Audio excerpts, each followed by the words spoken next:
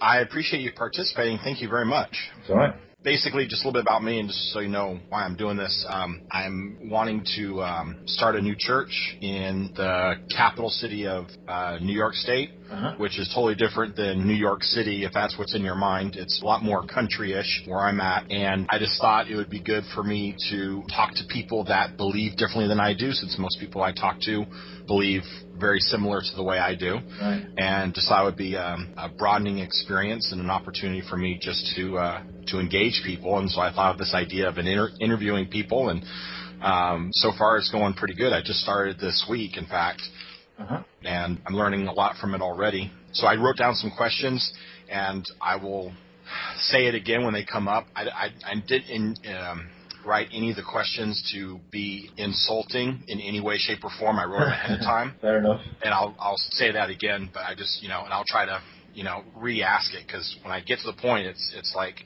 like one of the questions I'll get to is, are you mad at God? And I'm talking to people, and I'm not mad at God, and this is going on, this is happening. And the very next question is, are you mad at God? Well, I'm not trying to, I'm just asking. I'm trying to ask it a different way, and the reasons behind it. So, and then if you have any questions or anything or any insights to it, love for you to share with me. I'm trying to get it, these into about an hour. They're taking about an hour, 10 minutes. The first one was almost an hour and a half, so I'm getting better. I don't want to take up too much of your time, and just enjoy it, and just be willing to share with me. I'd really be honored. Yeah, no problem. Cool. So first question is, tell me a little bit about yourself, maybe, who you are, what you'd like to share with me, and just in regards to where you're at, belief-wise, how, maybe involved you are. I notice an A above your picture. Yep. I noticed that on another guy's Twitter account, so I'm guessing that has something to do with maybe atheism or something like that. So if you wanted to go into, how much involved you're in, I'd really appreciate it. Okay, on Twitter, I'm reasonably well known as an anti-theism activist. I'm pretty much on every day. I've been writing a blog since about 2007, and it's kind of my questions that can't be answered. So it's the reasons for disbelief. Well, not the reasons for, but the questions that I have about the beliefs that are proffered, which nobody seems to be able to answer, and a few new questions to do with the way the belief is thought about, that I don't think anybody has thought of before. Can you give me a quick example? It's all listed on my blog. Okay, where's your blog at? Okay, crispyc.blogspot.co.uk. There's a tab at the very top that says TMQ Core. It's the second one in on the left. All right. That's the core of my disbelief. Now, there are various things, problems that I've got with Scripture itself, problems that I've got with the philosophy. It looks at whether there's any evidence for soul, why people think they have souls, all those sorts of things.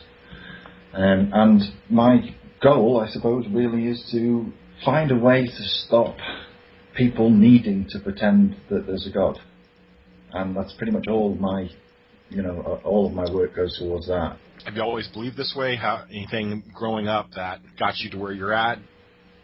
I don't know, maybe 6. I was already atheist, and I couldn't get my head around why adults couldn't see that it was just fantasy. There was no difference for me. There was no difference between Santa and God, or 101 Arabian Nights and the Bible stories. It's all exactly the same. There's no differentiation between it at all. It was just all fiction, and I couldn't really get my head around why absolutely everybody, as far as I could see at the time, obviously I was just a kid, but absolutely everybody was holding up this one book as this great truth, and so many components of it were not even close to being actually true, and the whole thing, you couldn't say that it was like, oh, this is a true work, and yet everybody, governments, educational establishments, even secular governments, all promote this work as something to value, which I just don't get at all, and I never have got, really. It's very strange.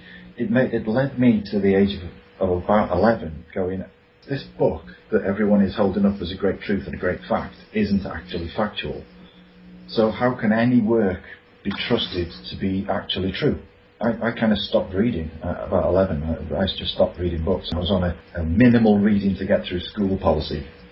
And I know it affected my education. I would have fared better had religion not been in the world, because I wouldn't have learned to not trust everybody who I knew.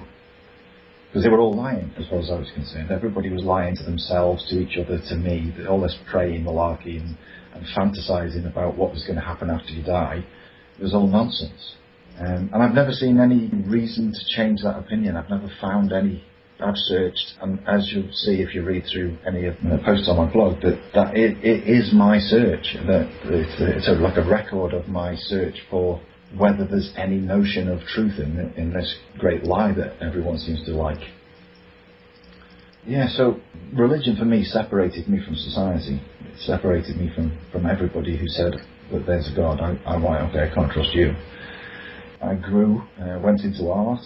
I picked art because it's inherently only my opinion, so it can't be a lie.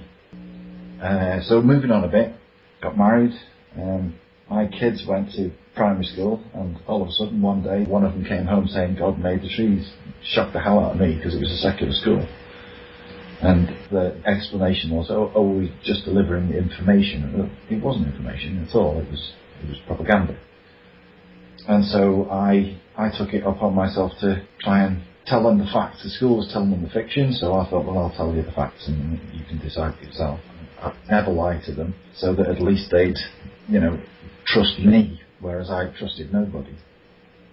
You said you believed this way since you were 6. Did anything that you know of cause this in you? Yeah, I can tell you one straight away. I wouldn't say it's an actual 100% cause. Certainly a component of my comprehension that there was no God. There would probably be a number of things that I could list. But the first one that I can remember, ours was a Protestant church, a United Reform ministry it was. It was quite a wealthy building from when it was built, but it was 100 years old when I was in it. And they had to replace the organ. One Sunday we went in, and there was this curtain cornering off the room, and the sound of the organ was coming from there. And the following week, my parents took me to see The Wizard of Oz in the cinema. The line that stuck in my head was, pay no attention to that man behind the curtain. And it instantly, the next time I went into church, put me in two places at the same time. I was in church with all this silliness going on about magic and nonsense. And I've been in the cinema listening to the same stuff, and that line rang in my head again when I was in church. And all of a sudden it was all instantly clear, yeah, this is all just fiction. This is, So that's really my clearest, earliest incidence of going, this is bollocks, I need to find out more about why it's bollocks. It took me until I was about, probably mid-teens before I was actually fully convinced, before I'd thought through enough to go, yeah, no, this is all rubbish. But yeah, it started when I was 6. Okay. So just trying to make sure I understand. So, and I'm amazing that you can remember this. When you were age 6.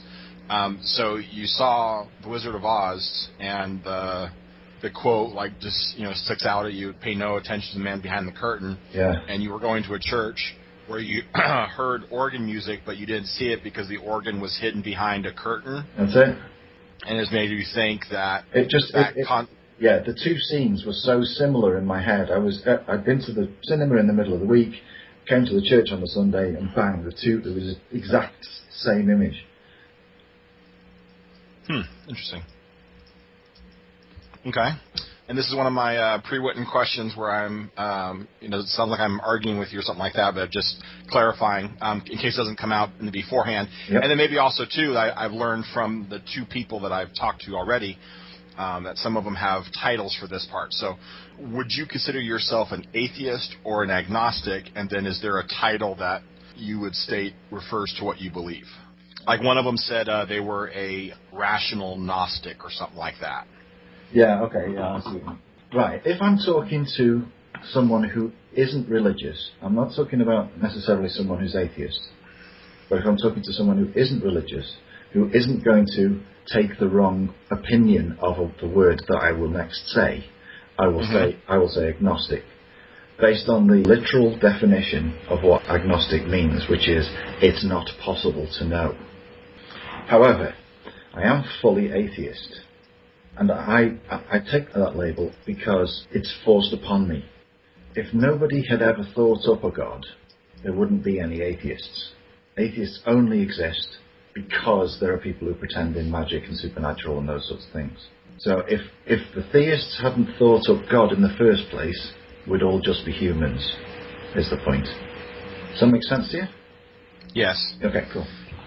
And it's interesting how you said that, because I would have thought you would have said the other way around, that if you're talking to someone who isn't religious, you would use the word atheist, but if you would talk to someone who is religious, then you would clarify to them because of the religious aspect by saying agnostic. So that's interesting that you said it the other way around.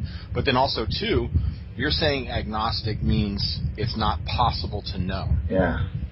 Because someone else told me that agnostic means that they are open to the idea and they're constantly searching what they know is true to know for sure that they know the truth. Yeah. So you would think it's different than that, that it's not possible to know even if he did exist, or... Okay, I know that there's a lot of the religious people. I don't know how experienced you are in debating with atheists, but a lot of religious people will call the dictionary the atheist's Bible. I don't know if you've heard that phrase, but it's thrown at an atheist as a pejorative term, and it happens when the atheist says, actually, the dictionary definition of this or that or the other is this, and then they come back with, oh, the atheist Bible again. Well, it's not the atheist Bible, obviously. It's just a place where the concepts that are associated with labels are in a list, and those concepts and labels come about via consensus, so that everybody knows what the labels mean. Okay, so I speak English, so I go by the Oxford English Dictionary, which is like the source, so to speak. And in there, the definition of agnostic is it's not possible to know. A lot of Webster's is a terrible dictionary for defining atheism or agnosticism. It's very slanted towards a religious perspective, and so it depends on which dictionary the atheist has looked up the words in as to what they will tell you about what agnostic or atheism means. Do you see what I mean? Yes. Okay, so that's why there are different definitions. There's also colloquial definitions. You know, people will go, oh, well, agnostic to me means, well, you know, who cares what it means to you? You're actually dealing with the definition itself. You know, if we'd all get along better if everybody actually knew what words actually meant. Okay. I don't know whether I'm an anti-theism activist. I want to see the eradication of spiritual thinking. I think just holding the opinion that there's a chance that you could have a death escape pod and go on to something ever afterwards is damaging in itself. It's psychologically damaging. I think it changes the perspective of how you deal with your day-to-day life in a retrograde way. Say, for example, I don't know whether you agree or disagree that we've got global warming going on, but one perspective of many of the religious I've spoken to is, oh, God will sort it out. Right. Well, that's a retrograde step, isn't it? That's going, okay, I abdicate my responsibility because it's not my problem. And that happens all across the planet with starving kids and with everything. Okay. The next question is, when did you become an atheist agnostic? It sounds like you said it started when you were 6 and by your teen years. Yeah, I was fully atheist by 14 probably. And my anti-theism, not the anti-theism, but the activism against theistic belief, as opposed to theists, didn't really come about until I went online about 10, 12 years ago. Because I live in North Wales, which is leafy and suburban, well, really suburban, it's basically in the woods. And I'd been watching through my youth, churches were closing all over the place for lack of attendance. It was really, really quite encouraging, you know, because I'd assumed that the rest of the world was growing up, you know, and throwing off this need to believe or need to pretend in magic. And then I went online about a dozen years ago, and I was absolutely horrified at the state of the world because of religion. So that was when I decided that I had to start saying things. I had to start writing blogs and saying something, try and make a difference, try and free people. Interesting. Do you consider yourself a former Christian or any other religion? Yeah, I was branded, same as everybody else is branded when they're born. Yeah, I'm what you would call a Protestant. I don't know exactly what. I think United Reformed Church is what it was, but I don't know what that. Other than Protestant, I don't know what branch that is. It may be something close to Calvinist or something like that. Okay. So you received the title like a christening type of thing when you were born, but you didn't necessarily attend church or your family go to church regularly at all. No, my mum and my gran dragged me to church every week until I was 8. Oh, okay. And my mum was the Sunday school teacher. My gran was really quite devout, quite believing. And my mum not so much. My dad definitely not. But he died when I was 8, which is when we stopped going to church. But he never had to go. He was always excused that mental torture because he was working all week. And my granddad, the same, was excused because of the same reason. But I never believed the reason my mum and gran were giving me for why the two men weren't going was the actual reason why the two men weren't going. I really knew kind of even then that they were both not going because they had some problem with it, that it was, not for them. So that definitely will have seen, that's what I'm saying about the other factors, when I said about the curtain and the Wizard of Oz thing. The other factors was this, well, both my male role models, they don't have to do this horrible thing every week. So I was already going, well, why are they not going if it's so important to go? So it set up this questioning in my head anyway. But my mum was a Sunday school teacher, but she stopped going when my dad died because nobody in the church came to see if she was okay.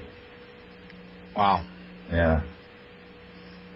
So which of course highlighted another problem is, okay, well, none of these people even believe what they're actually singing about on a Sunday. They're all obviously hypocrites doing it for some other reason. So which fed into this, you can't trust anybody feeling that I was growing up with. Wow. Okay. This may sound redundant, but just for the sake of if there was a specific reason or anything other than what you shared, which it might be the same thing, why do you not believe in God? If you would summarize it up, would be the reason why you don't believe in God, what would you say? I think God's impossible. It's not that I don't believe in a God. I don't think there's anything to believe in. I don't think that the creature that is portrayed in Genesis or anywhere in any of the books. I've read all the Bible, both New and Old, and the Quran, some of the Bhagavad Gita, and a few other bits and pieces of nonsense along the way. And I can't find any example of any God that matches up to what a God would actually have to be a God. Genesis actually shows the God to be the exact opposite of the qualities that he would have to be a God. And for as far as I'm concerned, to warrant the label God, the being has to have 6 properties. Regardless of any other properties he must have 6 properties. He's got to be omnipotent, omniscient, eternal, immortal, beneficent, and omnipresent. All of those things are not actual items. They're not actual things. They are conjectural absolutes. We can say, from discovering the word high, as in height, we can make the conjecture that there is an absolute height. And without finding anything of that absolute height, or of an absolute height, we can label that thing of absolute height as the highest. Do you see what I mean? Based upon our reasoning and observation, we say, oh, that's the highest by looking at it? No, just as a conjectural item, without ever knowing that there is a thing that is highest, and without ever measuring anything that is highest. The word highest means maximum height. So whatever it is in the universe that is of the maximum height, highest covers it. So we don't even need to know if there is a thing of maximum height to go, if there was such a thing, it would be the highest. It's a conjectural form. Highest is conjectural. You don't ever have to see the thing to know that there may be a thing that is higher than all of the things. You see what I mean? Kind of. Like you're saying there has to be something that is the highest, there has to be something that is the longest, there has to be something that is the deepest. Is that what you mean? That's it. You don't have to know about it. You never have to experience somewhere. it. You don't ever have to experience it in any way to be able to posit that there is such a thing. Right? Okay. So, say omniscience, for example. If there was such a thing as telepathy, that person who was a telepath, who could read people's minds a bit, would have some form, a small form of omniscience. They would know more than a normal human, but not everything, but a certain amount, yeah? And so, because we've got this idea of telepathy, we can go to, there must be an ultimate telepathy, which is, we label omniscience. Do you see what I mean?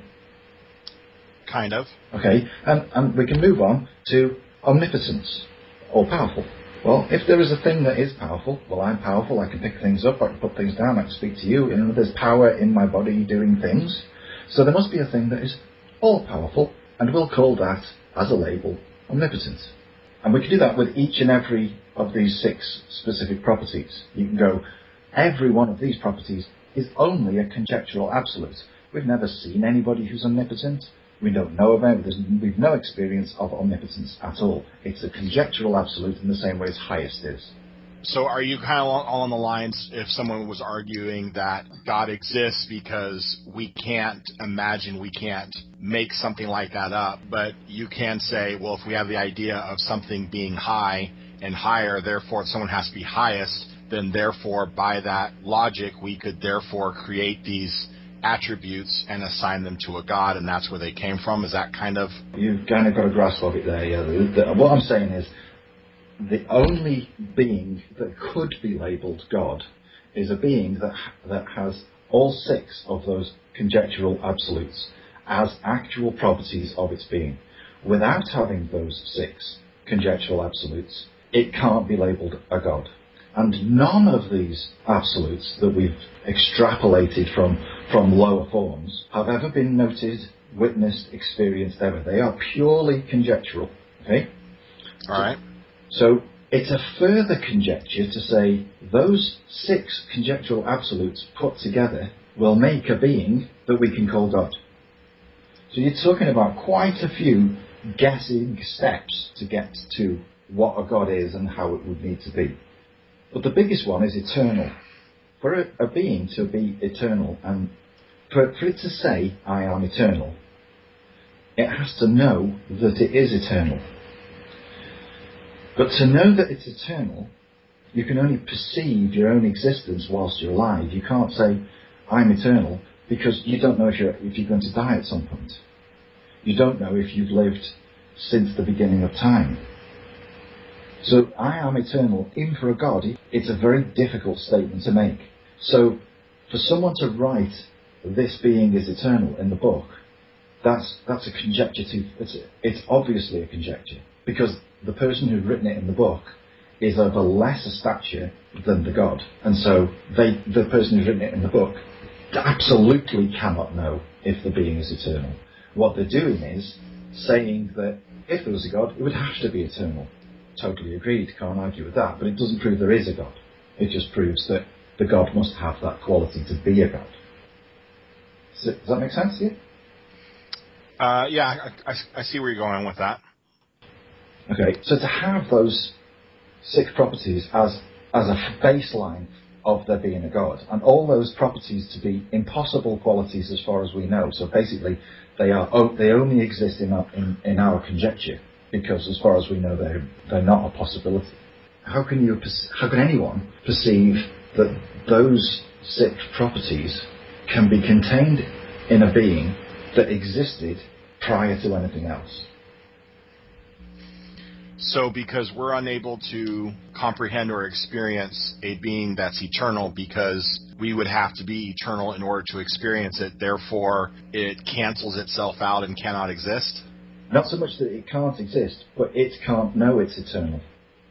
In order for it to know it's eternal, it has to at the same time have another of the 6 properties, which is omniscience, to know all things and be eternal, then you can say, I am eternal.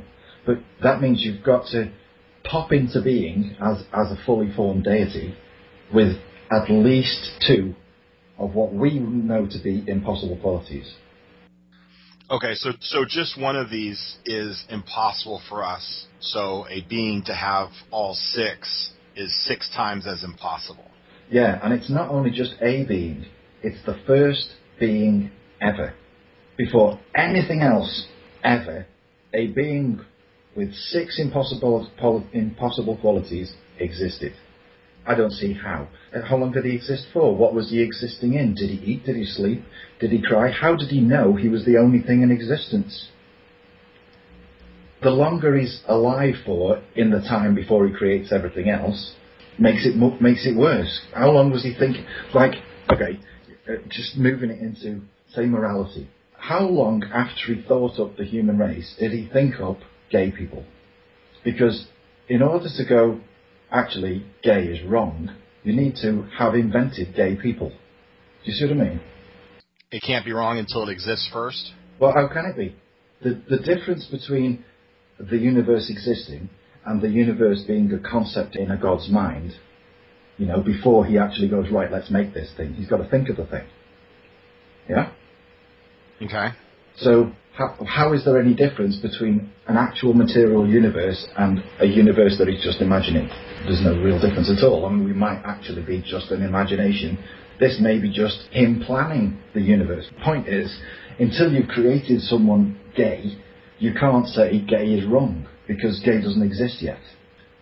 Everything that is about God is paradoxical. It's inconsistent with itself. Okay. That reminded me of something I was going to ask you previously when you were talking about how it's impossible for God to exist. Someone described their believing in God in regards to if there is no need for God, then God doesn't need to exist, therefore he doesn't exist. Would you be along the same lines that everything that we have, we can have it without God existing, therefore there is no need for him? Or is it beyond that? Does that make sense? I don't think that it's. I'm going to have to go with it's impossible for a God to exist. I can't really. Okay. I don't think what we need has any relevance on whether a God can or can't exist. All right. It can exist. It's more if we need it. It's more likely to exist in our brain as a concept. But if we don't need it, it won't, for definite. Okay. Because it never occurs to me to pray, to think, I wish you could do something about it, looking up to the sky. It never, ever occurs to me to do that. So I don't need it. Okay. What would you say to God believers, theists out there? Stop pretending. Stop pretending, it's damaging. Even the most innocent faith provides support for the religious zealot crusaders' excuse for violence. It's like even wishing on birthday cake candles should be discouraged. It's all magical thinking. It's all the same. So I actually see no difference in Satanism, Islam, Judaism, Christianity, Buddhism, Hinduism, anything you want that's got an ism on it that is faith-based, magic, tarot, clairvoyance, all that, anything that fits within that magic belief spectrum is all the same stuff. It's just slightly different nuances of exactly the same one single idea, which is, I'd rather not die. Now, I understand that belief, I understand that wish, I don't want to die, fair enough, we all do, life is fantastic, breathing in and out is way better than not doing. But it's pure arrogance to think that there's a magical component. Your personality can survive past your biological death. There is absolutely no evidence to suggest that that is the case. And it's that one single pretense that I would rather have a soul than not that keeps religion going. So religion and superstition, in fact, is all just a superstitious attempt at self-preservation, a security blanket. We don't want the great story to end, so we dream and imagine how it would continue afterwards, and the same thing with our life, basically. Yeah, there's a great wish to not die. And, you know, everyone can understand that. We all understand that. But the actual evidence for the fact that you're going to die is massive. You know, it's entirely speculation that personality can continue, whether there's a God or not. You know, even if it's just floating off into the ether like the Buddhists think and becoming a personality in space, or whether it's floating off into some other form of life like the Hindus think, or heaven and hell as the Christians think, or paradise and, you know, and the fire as whichever way you go, it's all about this single personality continuing somehow. Okay. Two more questions, again pre-written, just maybe going at the same thing just a slightly different way for more clarification for me. Okay. Would you consider yourself that you're mad at God? And I know you're saying you don't believe He exists, but does the thought of... Can I just clarify that, actually, this believe thing? Okay. You tweeted that you'd interviewed Scott, as a quote. I interviewed Scott Hurst why he believes in atheism. And I think most atheists would find it offensive to have it said that we believe in atheism, because we don't. I don't believe in atheism. There's nothing to believe in. It's a simple acceptance that the evidence against the supernatural far outweighs by 100% the evidence for it. Belief's not required. If there was evidence to accept, I would accept it. There's no evidence to accept, so I don't accept it. Belief, for me, is a posh word for pretend. I believe I've got a soul. I pretend I've got a soul. I believe there's a God. I pretend there's a God. It's the same thing. There's no evidence. Belief is just, it's a word that theists use to make their pretending sound less insane or less childish. Hold on, I gotta write that down. I'm trying to get neat little quotes from each time I do this, and that one's great. So how would I say that? Say that again. Saying I believe is simply a way to... It's a way for theists to explain their pretending without feeling they're being childish. What was the other one you used? Less insane, or as insane, or just insane? Yeah, okay. It's the childish more than anything else. I think that there's an element of childish. Yeah, it's insane if you think of it in terms of rational and irrational. It's like it's irrational to pretend that this thing exists, so that I can then further pretend that that thing can go to a nice place after I die. So that's an irrational path. Okay. So only in those terms would I, say no insane. I will definitely work on how I present it. And someone else actually mentioned it on Twitter. That very thing that you mentioned. Yeah, it's quite an insult. See, a lot of us atheists spend so long dragging ourselves out from underneath the great weight of oppressive religion that there is in the world, that to then have someone describe what we do as believing, it's hurtful, you know what I mean? It's like, I've worked really hard to get out from under this, and now you're saying that I'm just believing something else. Well, it's not what I'm doing. Okay. Well, and what I explained to this guy, and maybe you can help me do a better way of doing it, I was trying to simply use the hashtag to get people's attention, maybe make it broader, make it easier for people to see it, who are looking up those hashtags. So it was, I'm not trying to necessarily put you in a box, but I understand what you're saying, or label you a certain way. Yeah. So I got to figure out a different way of doing that. But I see the hashtag atheism a lot. So how would I maybe just say a different way, or maybe just have it at the end of the tweet and not referring to it? Oh no, you can refer to it. It's not so much that I believe in atheism. I've accepted that atheism is the truth. When it comes down to it, we're born atheists. Oh, you have a concern with the word believing. Yeah, because I don't believe in atheism at all. There's nothing to believe in. Atheism, I get you, is merely a response. It's no more than prove it. You know what I mean? Okay, emphasis on belief. Okay, yeah. I see now what you're saying now. Okay. Yeah. So accept, like why he accepts atheism is okay. Okay. use instead. Okay, that helps. Cool. Sorry, I jumped in on you. Then you were asking me something. No, I no, that's good. That helps me. Because to me, I wouldn't think of that as, condescending or hurtful or insulting or, so that's good. That is something that I do actually have to explain to theists, that it is condescending or whatever. In fact, it's almost like, well, I don't see it this way every time. It depends on the theist I'm talking to, in every respect. And in fact, the atheist that I am depends on the theist I'm speaking to. But it's like we spent this time crawling out from under religion, but then the person is saying you believe. You feel like you're being dragged down to their level after you've climbed out of the pile. Now, you know what I mean? It's like, and they don't seem to understand that that's how we see it. That what you're actually doing by saying you believe is you're trying to bring me down as low as you. So I'm not saying you, okay? Yeah. So which God do you believe in? Oh, I don't believe in God. Oh, so you believe in the God of no gods? Yeah. No, I don't. I see what you're saying. Okay, no, that's good.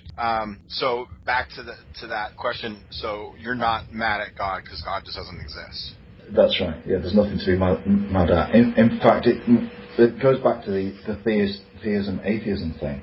That if there were two people sitting next to each other, and God has never been mentioned anywhere in the world before, right? So there's two people sitting on a log, just looking at the view. The first one to mention a God cannot have said, I don't think a God exists. Because the response from the other person would have been, what are you talking about? What's a God?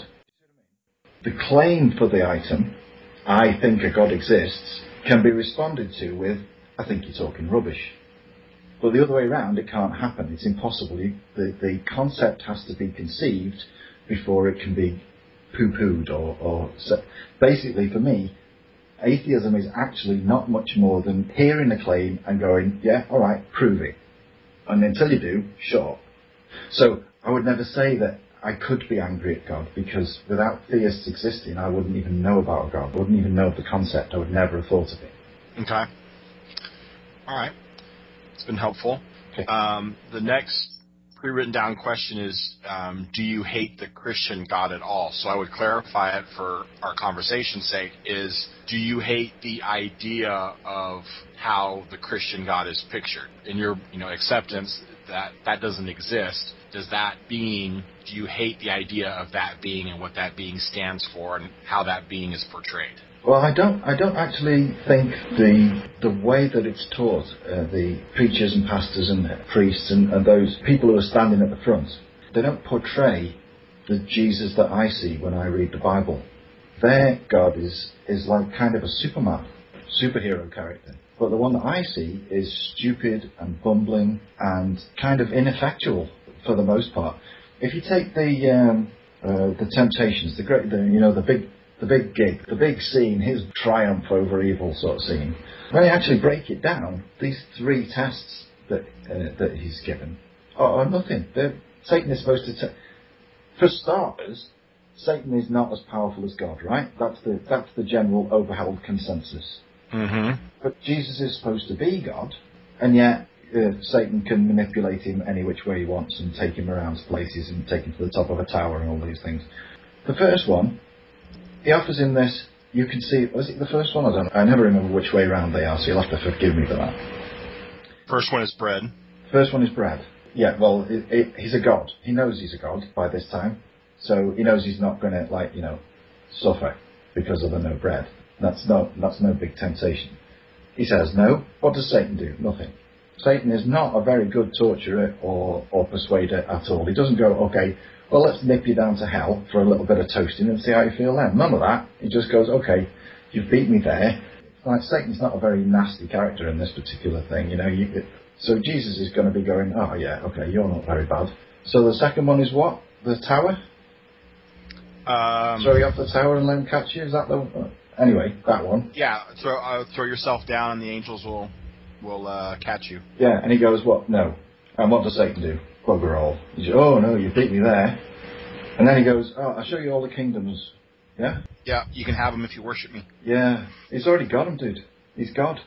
He's already got them, and all of the rest of the universe. follow me and you can have this little tiny piece of land and then tiny corner of the galaxy, or don't follow me and you can have the rest, can't you? Because you already got it. Not a great, even the most bumbling fool would have to go, yeah, no, I'm going to turn you down, actually. And what does Satan do? Satan do the fuck all again. So, the stories, it's depicted by the people standing at the front as this great triumph over evil by this superhero who defeated Satan. Satan was rubbish. Satan was not, there was no waterboarding. He didn't even slap his legs with a wet towel, There was no punishment for not doing what I say at all. Jesus didn't really defeat him. Satan was like rubbish. How can anybody not see that? How can anybody not see that Jesus that I see and that Satan that I see? Because a 5-year-old bully in a playground is more offensive than Satan was in that entire scene. And Jesus didn't do anything at all. He just went, no. So and that's it. Yeah. And the last one, the big reveal, I can have all the kingdoms of earth. Well, it's not an awful way of thinking about, is it, when you know you're a god? And you own it all anyway. Mm-hmm. So, how do people not see this? Well, they don't see it because the people at the front don't see it that way. And they don't see it that way because they've been taught not to see it that way. Okay. Interesting Bible study right there. I've got a few of them. There's a few. There's the insemination of Mary, and then there's the whole family dynamic of the God's Son thing. Jesus is supposed to be in heaven now, but he's also God. But his mum was a Jew, so she won't be in heaven because she doesn't believe. And his dad was a Jew, so he's burning as well. So Jesus has got to be somewhat conflicted. And then his brother, given that we're all God's children, Satan is down in the other place running the gate. Jesus knows that he's absolutely no chance of getting to be head honcho because dad's always going to be there. So he's going to be feeling like a sore thumb, like, well, what am I going to do now for the rest of eternity? The family dynamic in that, it's a really messed up family dynamic. So basically that's my view of Jesus is not the same as what is generally depicted by the people at the front as what Jesus is. Okay. This is in relation to the statement people have that all roads lead to heaven. You talk to some people and they'll say if you're a Christian, be a good Christian. If you're a Buddhist, be a good Buddhist, and just, go on with life. So with that concept in mind, would you say I should stop believing in God or stay the way that I am? I'd say stop it immediately. It's far better for you. The number of atheists that I've spoken to, because of the nature of the way my blog's put together, I pull in a lot of new people who are on the verge. They've been agnostic for a while and they're thinking about atheism. So the first couple of blogs on that list, I post quite regularly, and it tends to attract agnostic, virgin on atheism. And you see people transform from this subjugated, slave-like, fearful creature, and they blossom into this real human who's not afraid. It's a fabulous thing to watch. And my own emergence from the swaddling clothes of religion was so long ago I can barely remember it. So it's lovely to hear their descriptions, and from what they say, it's the best release that you feel like you've been taken out from under a dark cloud that you've lived in your whole life.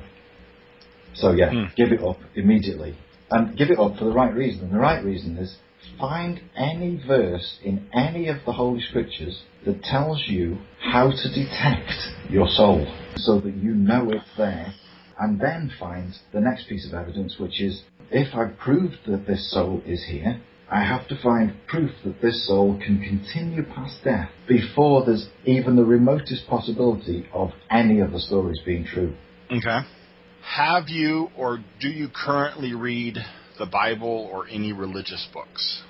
I dip in and out as and when I need to. I'm in discussion with almost every version of Christian and the main Sunni and Shia Muslims almost on a daily basis. And I have to be able to respond to what they're saying, to the Shura or the Bible verse and chapter that they are talking about at the time. So I have a King James searchable Bible and also a searchable Quran. just so that I can zero in on exactly what they're talking about. So yeah, I do read. I wouldn't say I read every day. I read when it arises because of the conversation. If there's something that I need refreshing, it's years since I've read them, cover to cover sort of thing. So yeah, I do, but it's not, it's not a choice thing. I would rather not have to. I would rather the whole world didn't have religion in it, and then I wouldn't have to bother with it. I'm doing it because I want to free people, because I want to try and help people. And without blowing any trumpets, I know that I've freed people. I know that I've helped people. Okay. Have you ever heard of presuppositional apologetics? I've heard of it. You're going to have to refresh my memory on what it exactly is. Okay. From how I understand it, basically, we can't know anything unless a God exists. And so therefore, we know things to be true because God exists and God reveals that truth to us. We have to have a supreme, ultimate, higher authority in order for us to have knowledge. And therefore, those who take up this apologetic, they don't focus on proving to you that God exists. They don't spend much time with the cosmological argument and what's the guy's name? Pascal's wager? Yeah. If you die, the repercussions, because everyone knows God exists, and people who say they don't, suppress that, and they don't want to believe it. Right. Okay. For the first part of that, you said about the only way that there can be truth is if a God exists, that He is the truth and He hands it down to us. Well, if we go back to what I was saying before about absolutes in terms of conjecture, then that's not the case, is it? Because I can see a telepath and go, aha, maybe there is an ultimate telepath who is what we would call an omniscient. So I can extrapolate an absolute. So if I can by observation, yeah, by experience, by our general consensus of experience. So no, we don't need to have a God for truth to exist. So that premise, which it seems to all rest on, is null and void, because I can show you a way where, as I've done, we can discover the truth by extrapolation, and have done. Okay.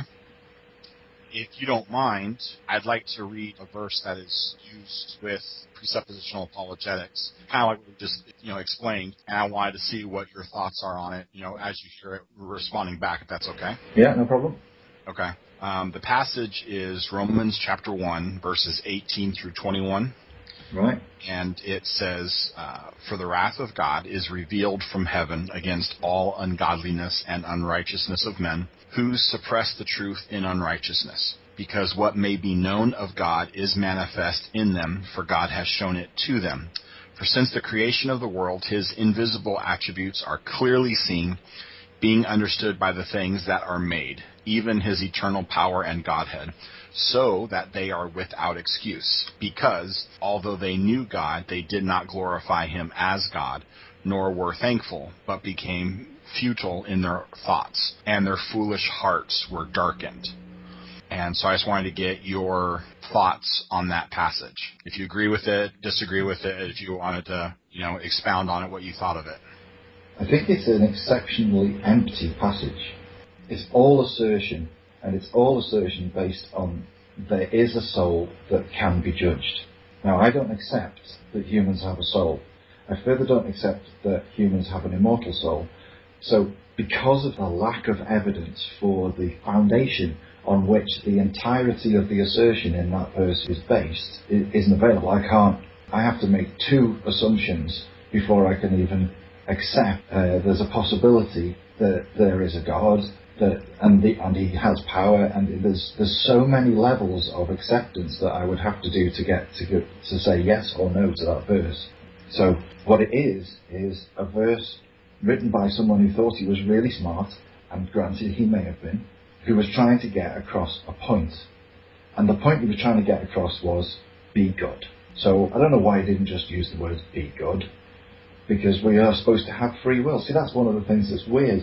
We're supposed to have free will, but there's a big book of rules that limit that free will. Now, if there was a God, like a personal God, like the Christianity and the others think that there is, then why deliver the Bible? Why not just put you down and let you get on with it, and judge you at the end on whether you've actually been a good person or a bad person. See, if you introduce the Bible, you're going, heads up, you've got to be a good person or else. So then you've got a lot of Christians then will be being a good person, not because they're actually good people, but because they've been told to be a good person because of a prize or a punishment. Well, it's kind of dishonest to pretend to be that good person or to behave as that good person when you're not. Your instincts, your personality, the soul wants you to be not good. Mm-hmm. So it's a bit of a, well, why did he even put the Bible down in the first place? That seems counterproductive to his own plan, assumed plan.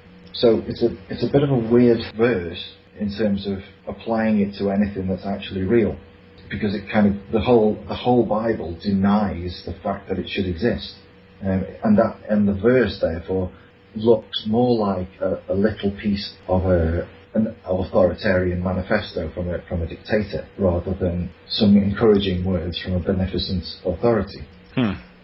Okay. What is one book you would recommend theists to read? You had one option.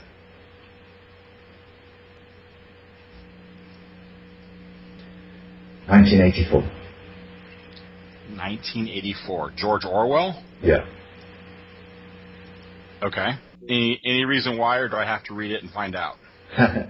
Okay, you can read it. You should read it. Everyone should read it. It's really one of the books that everyone in the world should read because it's a great story. But the paradigm behind it is the communist state in Russia. He wrote it in 1948, and the Cold War was kind of in its emergence, and he wrote it as a paradigm to expose what could go on in a communist state. But I read it just at the end of the period when I was actually becoming out of agnostic, when it's like, say, early mid-teens. I suppose 12, 13 I read it. And it hit me instantly that Big Brother was analogous with God. The party is analogous with all of the churches, regardless of the brand. The party members are the congregations of those churches, and the proles are the free thinkers. Okay, what represents the churches? The party. It's portrayed like a political party. Okay, and then who represents free thinkers? Proles. Now, I don't know if anybody else has seen the book in the same way as I've seen it, but it hit me straight away as I was reading it, age 12, 13, whatever, that those were the components that he was actually talking about, because I was really too young to be watching the news and know about what was going on with the Cold War and communists and that sort of thing. Okay, interesting. That wasn't expecting a book like that for a recommendation, so okay, cool. Mm-hmm. A couple more quick questions, and if you want to just rapid fire an answer, we'll wrap this up. Okay. So I don't hold you up too much. All right. What is the number one passage you disagree with in the Bible? Like if you had to pick one, and the one that always comes to mind, the one that you think about the most often, what passage would that be? It's the creation bit at the beginning. I don't know which Genesis. I suppose it's Genesis 1, but it's Genesis. Genesis 1 is the 6 days, and Genesis 2 is more in detail. So Genesis 1 and 2? Yeah, and even 3. But Genesis is there's all sorts of problems. It exposes all sorts of faults with the story. Okay. Do you ever debate religion, existence of God with anybody? It sounds like you said yes, and almost daily, in fact. Yeah, daily online, Twitter. I'll have a discussion, maybe more than one. I regularly discuss with deists, pantheists, theists, monotheists, polytheists, nihilists, or a spiritualist, or a cosmic consciousness. Anybody who's got an ist. Anything that's magical, I will talk about it and denounce it with anybody. Okay, based on that, I saw this question up. Which religion do you think is the most dangerous? Okay, I like to always draw a distinction between the people and the books. Okay. I put a tweet out quite regularly. Good people are good in spite of their brand. Religion is not the source of human goodness. You find great people, fantastic people, in every religion. Okay.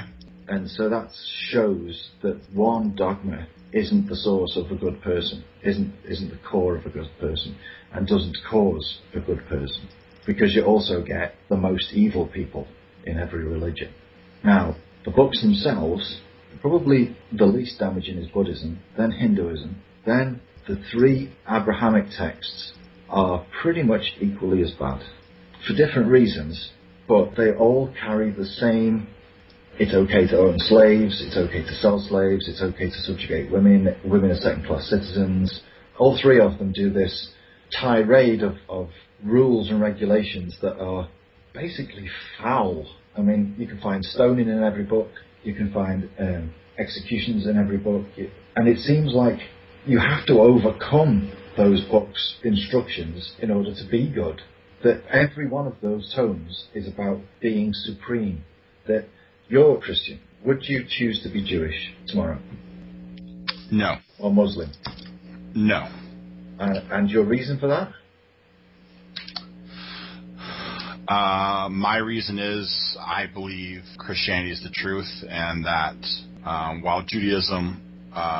it's okay, you don't have to qualify it. You believe it's the truth. That's okay. That's what most people would say. And, you know, yeah, I understand. And the other ones are not true. Exactly. And every one of those three says that, right? Correct. Now, all three also say something along the lines of, take this religion to the rest of the world. You know, spread my word. Do that thing. Now, you've got three conflicting faiths. You've got three sets of believers who all think that their own brand is perfect, and all three are instructed to take the faith to the rest of the world. That can only end in conflict. Each faith that says this is the true faith is creating a set of believers who believe that their faith is supreme. So that's a supremacist document. Mm-hmm. So if you've got each of those three armies of people, and they've each got the supreme document, and each document says, take this document to the rest of the world, make everybody of this document's will, you've got the recipe for indefinite global war. You see it in the Middle East all the time. Right. The Jews hate the Muslims, the Christians are stuck in the middle. It's never going to change while people continue to believe it.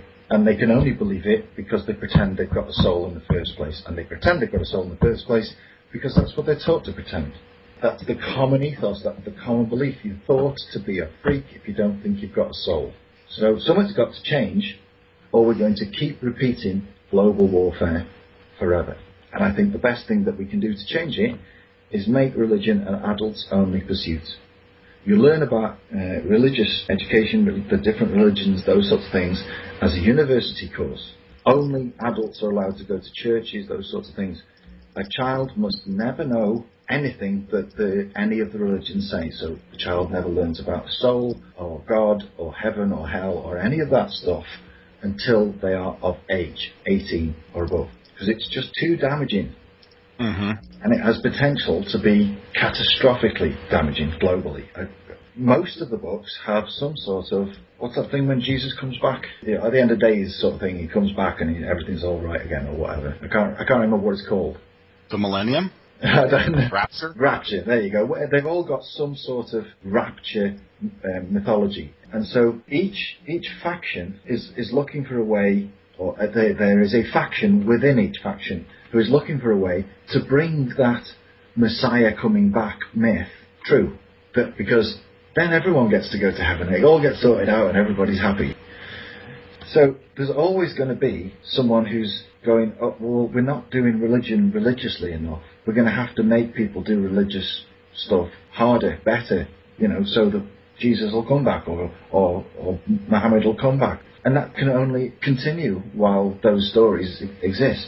There's always going to be a faction who wants to bring Jesus back by the sword, or bring Muhammad back by the sword, by inflicting war and torture and making people be more religious. So I don't see an out for that without getting rid of the doctrines. While they exist, we're in big trouble for the rest of time. Okay. Have Christians ever tried talking to you about becoming a Christian, about converting and believing in the gospel and what Jesus did and that sort of thing? I speak to theists all the time, and they are not there to talk. They are there to convince me that they're right. Barring the odd one or two, which I would call cardigan Christians.